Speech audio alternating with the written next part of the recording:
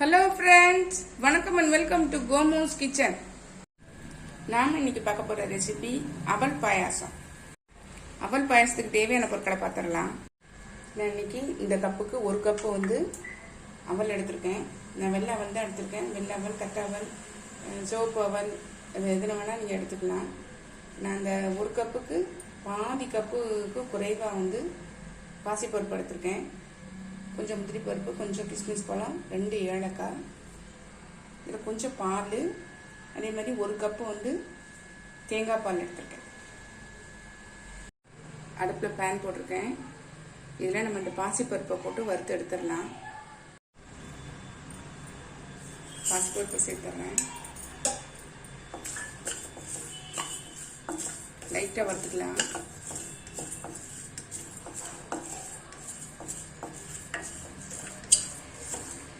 கருகிராம லேசாக வறுபட்டுப்போம்.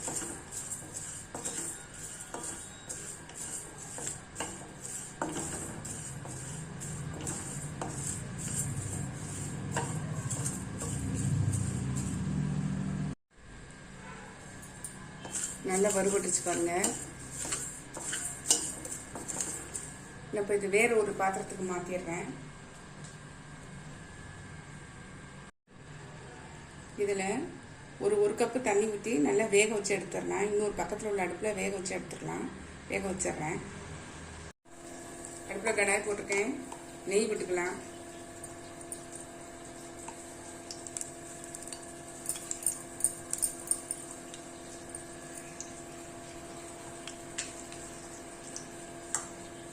இதில் இந்த முந்திரி பருப்பை சேர்த்து வறுத்து எடுத்துடலாம்.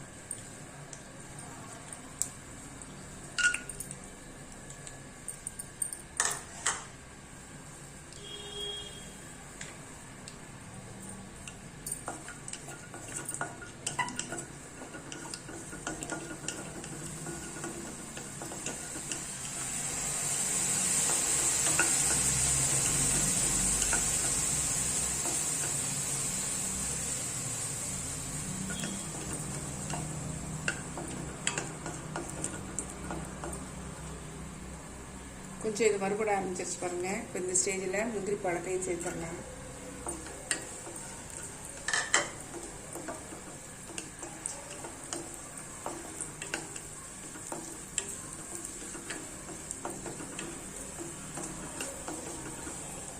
நல்லா கலர் சேஞ்ச் ஆகி நல்லா முந்திரி பழம்லாம் நல்லா வஃபல் வந்துருச்சு பாருங்க. வீங்கி நம்ம இதில் எடுத்துடலாம்.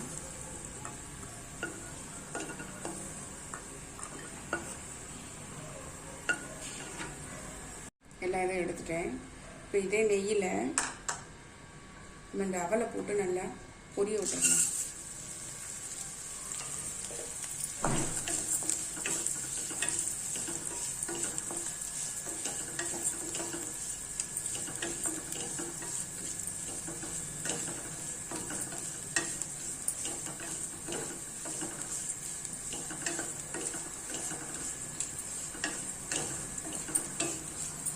நல்லா பொரிஞ்சாதான் வாசனையாக இருக்கும், டேஸ்டாக இருக்கும்.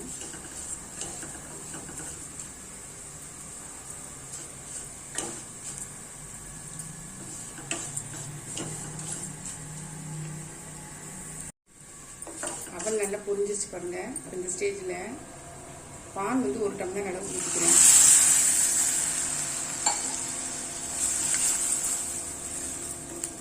நல்லா வேகட்டும்.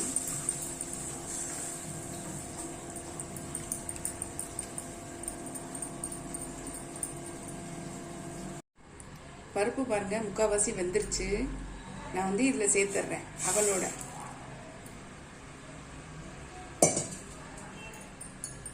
ரெண்டும் சேர்ந்து நல்லா வேகட்டும்.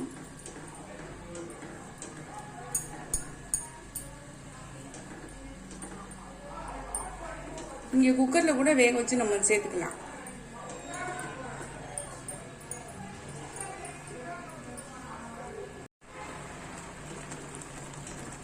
நல்லா வெந்துருச்சு பாருங்க. அவளும் நல்லா வெந்துருச்சு. பாசி பருப்பும் நல்லா வெந்துருச்சு. நல்லா மலர்ந்து ஒன்றா சேர்ந்து வந்துருச்சு பாருங்க. இந்த ஸ்டேஜில் ஏலக்காய் சுகரோடு சேர்த்து பவுடர் பண்ணி வச்சுருக்கேன். அதை சேர்த்துறேன்.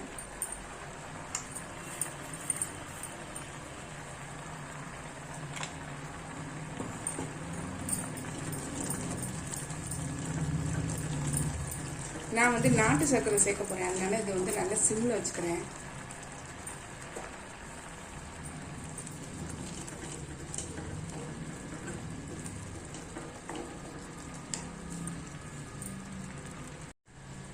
இந்த கப்புக்கு தான் 1 கப் அவல் எடுத்துருந்தேன். அரை கப்பு கொஞ்சம் கம்மியாக பாசிப்பருப்பு எடுத்துருந்தேன். நான் இப்போ 1 கப்பு சேர்க்குறேன். இன்னொரு அரை கப்பு சேர்க்குறேன். 1.5 கப்பு சேர்த்துருக்கேன்.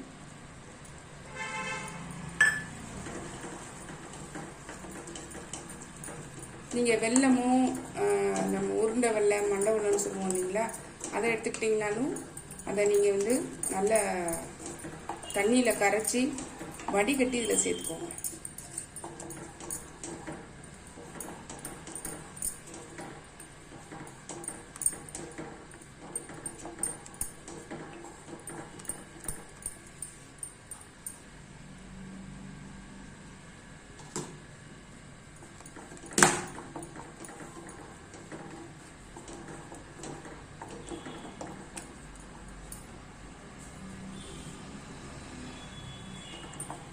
கொஞ்சம் அது கொதிக்கிற நிலைமைக்கு வரட்டும். நல்லா கொதிச்சு ஒன்றா சேர்ந்து வந்துச்சு பாருங்க. நான் இப்போ இந்த ஸ்டேஜில் இதை சிம் பண்ணி நல்லா கொஞ்சம் ஆற விட்டு இறக்கிடுறேன். அதுக்கப்புறமா தேங்காய் பால் ஊற்றலாம்.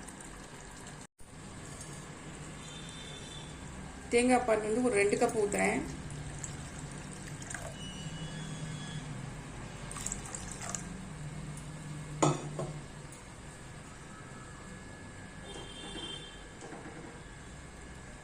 தேங்காய் பால் ஊற்றினதுக்கப்புறம் ரொம்ப கொதிக்க விடக்கூடாது. லைட்டாக சூடானா போதும். முந்திரி பழம் வறுத்து வச்சது இதில் சேர்த்தேன்.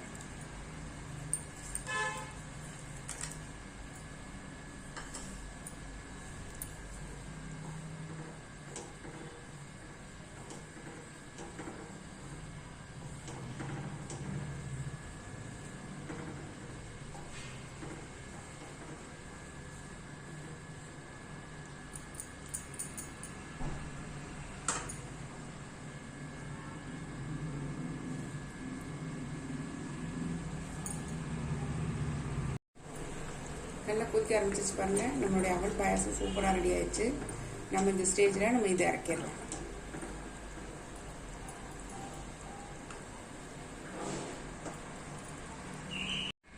நம்மளுடைய அவல் பாயாசம் சூப்பராக ரெடி ஆயிடுச்சுங்க. நீங்களும் உங்கள் வீட்டில் ட்ரை பண்ணி பாருங்கள். இந்த கிருஷ்ண ஜெயந்திக்கு செம்மையாக இருக்குங்க. எப்பவும் வந்து அவலை வந்து அப்படியே தான் பாலில் வேக வச்சு எடுப்போம். நம்ம இந்த தடவை வந்து பாசிப்பருப்பு வேக வச்சு சேர்த்துருக்கோம். அது இன்னும் கொஞ்சம் டேஸ்ட்டாக இருக்கும். நீங்களும் உங்கள் வீட்டில் ட்ரை பண்ணி பாருங்கள். ட்ரை பண்ணி பார்த்து கமெண்ட்டை சொல்லுங்கள், லைக் பண்ணுங்கள், ஷேர் பண்ணுங்கள், சப்ஸ்கிரைப் பண்ணுங்கள், பக்கத்தில் பெல் ஐக்கான் கிளிக் பண்ணுங்கள். நாளைக்கு வேறு ஒரு ரெசிபியில் உங்களை சந்திக்கிறேன். Bye, thank you.